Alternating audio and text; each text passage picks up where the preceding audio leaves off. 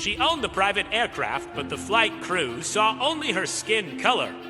When billionaire entrepreneur Victoria Thompson arrived for her scheduled departure, the captain blocked her path with a dismissive smirk, treating her as if she did not belong.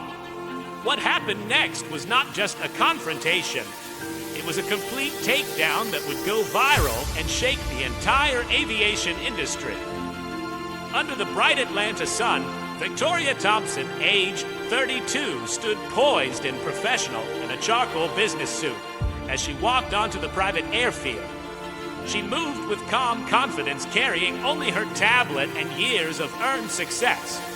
The sleek jet behind her gleamed like everything she had worked to achieve. But the moment she approached the aircraft, she could sense the hostility waiting for her.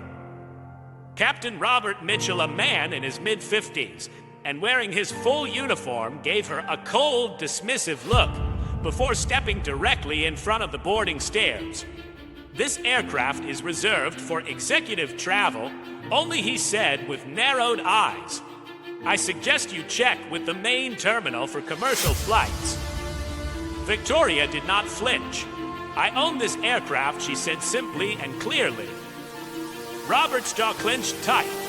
Let me verify that, he muttered while gesturing toward his crew with a fake polite smile. Meanwhile, two flight attendants standing nearby began whispering and laughing as they glanced back at her like she was some kind of joke they were sharing. Victoria nodded to her assistant, Sarah, who had already started recording everything on her phone. The video captured it all. The crew acting smug and condescending, the complete dismissal of her presence.